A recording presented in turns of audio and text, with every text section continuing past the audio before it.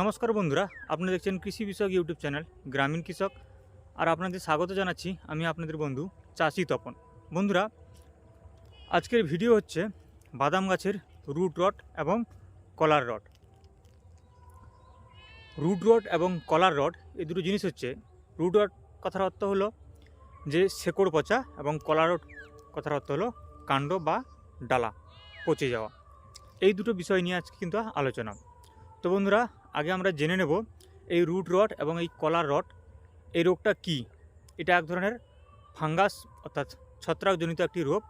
বন্ধুরা, এখন আমরা জেনে নেব এই রোগটি জন্য দায়ী যে ছত্রাক অর্থাৎ ফাঙ্গাসটি হচ্ছে, সেটা হচ্ছে অ্যাসপারজিলাস নাইগার।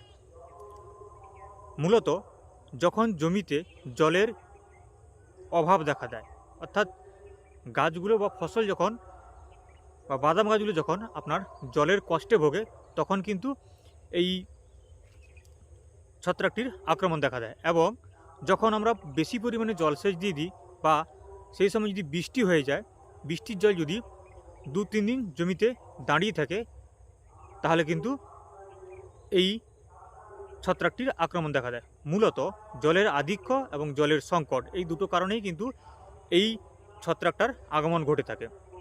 বন্ধুরা, আপনারা লক্ষ্য করছেন আমি এই গাছগুলো ছিঁড়লাম এবং এগুলো ধুয়ে দেখব কীরকম গাছের গোড়াটা কালো হয়ে গেছে। এখানে একটা গাছ দেখতে পাচ্ছি, এই গাছটা, এটাকে আমরা খুঁড়বো, কিন্তু মাটিতে কাদা আছে, জলসেচটা একটু বেশি হয়ে গেছে। তো আমরা দেখে নিব এখান থেকে রোগটাকে কেমন দেখতে হয়। বন্ধুরা, রুট রট এবং কলার রট আমি আগে দেখাই। এটা হচ্ছে রুট রট, এটা শেকড়ের দিকটা ছিল রুট রট।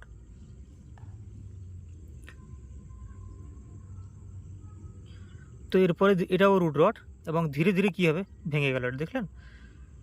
তো এরপরে কি হবে, এরপরে ধীরে ধীরে এই কাণ্ডের দিকে কিন্তু রোগটা উপরের দিকে উঠতে থাকবে, এই কাণ্ডের দিকে উঠতে থাকবে, এই কাণ্ড বরাবর। তো তখন কিন্তু এটাকে আমরা বলবো কলার রট বা ঘাড় পচে যাওয়া। তো বন্ধুরা, দেখলেন কেমন হয় এই রুট রট বা কলার রট। তো এবারে আমরা জেনে নেব এর থেকে আমরা কীভাবে মুক্তি পাবো। তো এর জন্য আমরা কি করব, প্রথম থেকে কিছু সাবধানতাগুলো অবলম্বন করে রাখতে হবে, যেগুলো মাটি তৈরি থেকে কিন্তু শুরু করতে হবে। তো ওটা কীরকম, যে মাটি যখন আপনারা চাষ দেবেন, তখন কিন্তু আপনাদের মাটিটা শোধন করে নিতে হবে। মাটি তৈরি করার সময় আপনারা কী করবেন, জমিতে বিঘা প্রতি অর্থাৎ 33 শতকে আপনারা 20 কেজি চুন, কাঁচা যেটা র চুন পাথর আকারে পাওয়া যায়, সেই চুনটা কিন্তু আপনারা জমিতে জলসেচ দেবেন, এবং সঙ্গে সঙ্গে সেই চুনটা ছড়িয়ে দেবেন। এবং কিছুদিন পর, অর্থাৎ মাটিতে যখন জো আসবে, যখন নাগল করা যাবে, মাটিটা নাগল করলে যাতে কাদা না আসে, মাটিটা ঝুরঝুরে থাকবে, সেরকম জো থাকবে, সেরকম জো থাকা সময় কিন্তু আপনারা জমিতে ট্রাক্টর দিয়ে বা পাওয়ার টিলার দিয়ে আপনারা কিন্তু মাটিটা তৈরি করে নেবেন। মাটি তৈরি করার সময়ই কিন্তু মাটি নাগল করার আগে আগে আপনারা কি করবেন, 50 কেজি 1 বছরের পুরানো পচানো গোবর সারের সঙ্গে 1 কেজি ট্রাইকোডার্মা ভিরিডি আপনারা নিয়ে কি করবেন, ওই গোবর সারটার সঙ্গে ভালো করে গুলিয়ে পুরো জমিতে ছড়িয়ে দেবেন। ছড়িয়ে দেওয়ার পর কিন্তু প্রথম চাষটা দেবেন। এতে কি হলো, আমরা চুন দিলাম, এর মধ্যে থাকা ব্যাকটেরিয়া বা ক্ষতিকারক যে ছত্রাকগুলো থাকে সেগুলো কিন্তু মারা যাবে। এবং ট্রাইকোডার্মা ভিরিডি একটা জৈব ছত্রাকনাশক, যা কী করবে, এগুলো ক্ষতিকর ছত্রাক সেগুলো কিন্তু আসতে দেবে না জমিতে। তো এটা হলো মাটি তৈরি। এবং এর পরবর্তী ধাপটা কি হচ্ছে, মাটি তৈরি করার পর যে আপনারা বীজটাকে শোধন করে নেবেন। এই বীজটাকে শোধন করার জন্য আপনারা কি করবেন, এই ট্রাইকোডার্মা ভিরিডিকে নেবেন। এই ট্রাইকোডার্মা ভিরিডি কত পরিমাণ নেবেন, 1 গ্রাম নেবেন 4 গ্রাম বীজকে শোধন করার জন্য। অর্থাৎ 4 গ্রাম বীজে আপনারা 1 গ্রাম ট্রাইকোডার্মা ভিরিডি দিয়ে ভালো করে গুলিয়ে ভালো করে মাখিয়ে নেবেন। মাখিয়ে নেওয়ার পর কিন্তু আপনারা হাতে লাগান বা মেশিনে লাগান, যেখানে যেরকম উপায় আছে আপনারা সেভাবে কিন্তু লাগাতে পারেন। এতে দেখবেন আপনার এই যে কলার রট বা আপনার যে রুট রট, এটা কিন্তু আপনার অনেকাংশে একদম না বরাবর 80% আপনি কিন্তু এখান থেকে মুক্তি পেয়ে যাবেন। আর কেমিক্যাল উপায়ে যদি আপনারা এটাকে বীজটা শোধন করতে চান, তাহলে কিন্তু আপনারা ব্যবহার করবেন কার্বক্সিন 37.5% এবং থাইরাম 37.5%। এটা নিয়েও কিন্তু আপনারা বীজটা শোধন করতে পারেন। তো কার্বক্সিন এবং থাইরাম যে এই টেকনিক্যাল কন্টেন্টের মার্কেটে বিভিন্ন কোম্পানির বিভিন্ন প্রোডাক্ট রয়েছে, আপনারা যেটা হাতের কাছে পাবেন সেটা আপনারা ব্যবহার করতে পারেন। মার্কেটে ধানুকা কোম্পানির রয়েছে ভিটাভ্যাক্স পাউডার এবং রয়েছে ক্রিস্টাল কোম্পানির রয়েছে ভ্যাকসিনেটর পাউডার।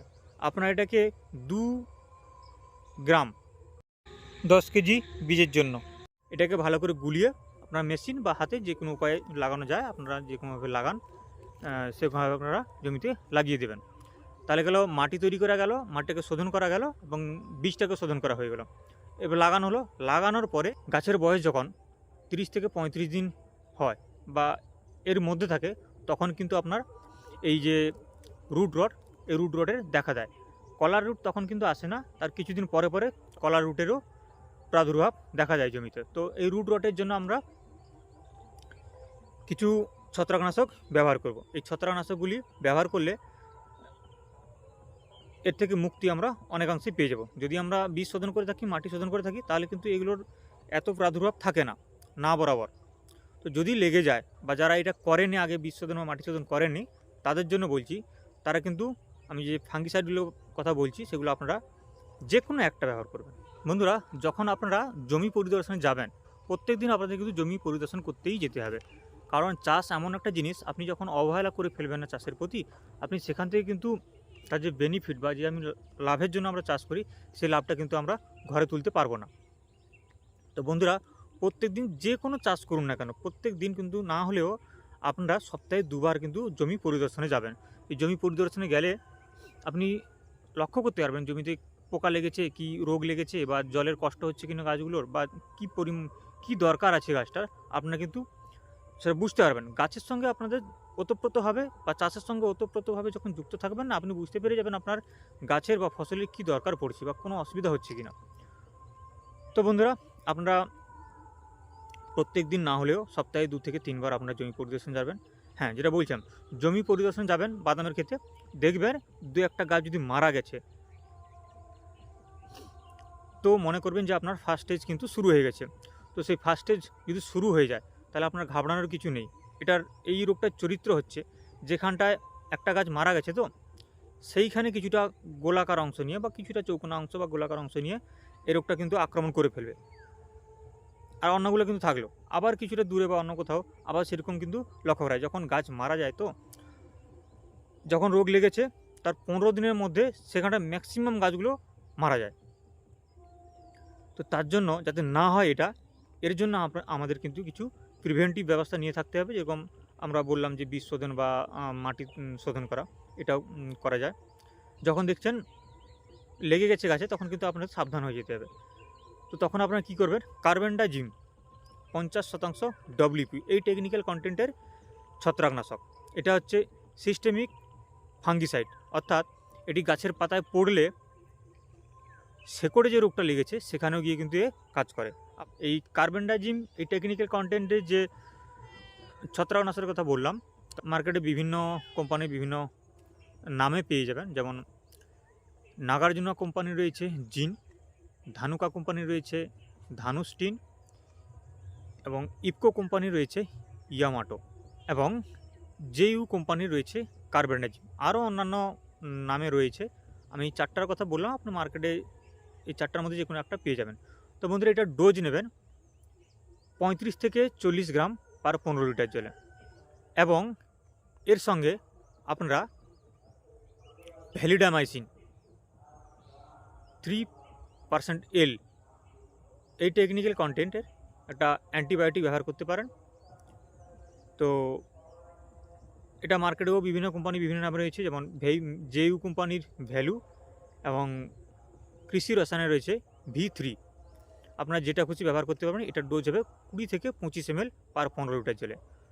তাহলে কী হলো বন্ধুরা, আপনার কার্বেন্ডাজিমের সঙ্গে কিন্তু ভ্যালিডামাইসিন ব্যবহার করবেন, এবং এর সঙ্গে আপনারা ব্যবহার করবেন হিউমিক অ্যাসিডের গুঁড়ো। যেমন কাত্তায়নির কোম্পানির রয়েছে activated humic acid plus fulvic acid 98, এছাড়া উৎকর্ষ কোম্পানির রয়েছে হিউমিনোজ 98, এবং ইফকো কোম্পানির রয়েছে হিউমিভিকে পাওয়ার প্লাস। তো বন্ধুরা, এর ডোজ হবে 12 থেকে 15 গ্রাম পার 15 লিটার জলে। আপনারা এই ছত্রাকনাশক সঙ্গে এটাকে মিশিয়ে ব্যবহার করতে পারেন, কোনো অসুবিধা নেই। কারণ এই রুট রট যেহেতু শেকড় পচানো বোঝানো হচ্ছে, শেকড়টা বৃদ্ধি ঘটে, তার জন্য কিন্তু আমরা এই হিউমিক অ্যাসিডের গুঁড়োটা কিন্তু দিচ্ছি। বন্ধুরা, এই গেল রোগের প্রথম পর্যায়ে যদি আক্রমণ ঘটে থাকে তাহলে আপনারা এগুলি ব্যবহার করবেন।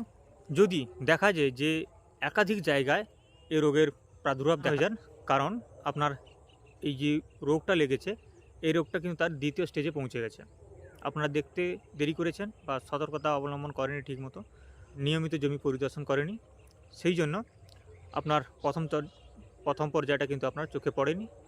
তো এই দ্বিতীয় পর্যায়ে আপনার একে রোধ করার অনেক উপায় রয়েছে। তো এর জন্য আপনাদের বলবো,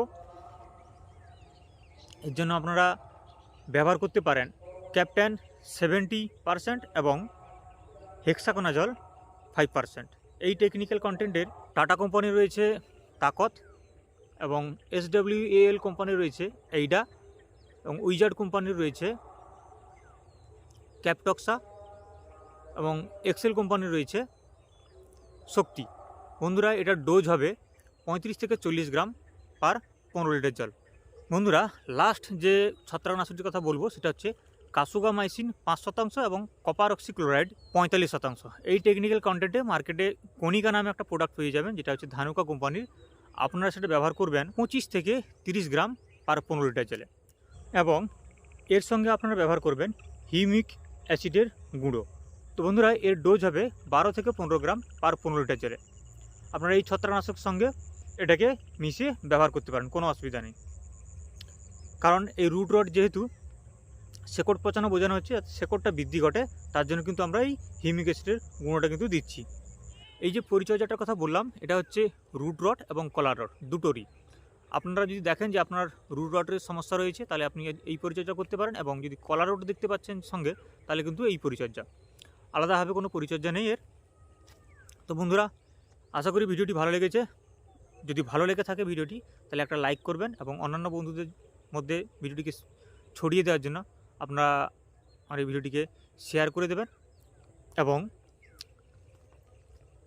কোন বিষয়ে ভিডিও দেখতে চান, বা আমার এই ভিডিওটি কেমন লাগলো, বা কোনটা বুঝতে পারলেন না, সেটা নিয়ে আমাকে কমেন্ট করতে পারবেন।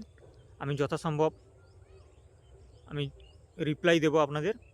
আমার অ্যাকচুয়ালি সত্যি কথা বলতে আমি একজন চাষি মানুষ, বেকার ছেলে, চাষবাস করি। আমার কাছে সময় নিতান্তই কম থাকে, কারণ আমাকে ম্যাক্সিমাম টাইমটা আমার মাঠেই কাটাতে হয়। তাও বন্ধুরা, আপনাকেও অভিযোগ করতে পারবেন না যে আমি কারো কমেন্টের উত্তর দিইনি। হয়তো আধ ঘন্টা 10 ঘন্টা লেট হয়েছে, বা একদিন লেট হয়েছে, এর বেশি কিন্তু আমি কাউকে ওয়েটিং করাইনি। তো বন্ধুরা, আশা করি ভালো আছেন। দেখা হবে আগামী পর্বে।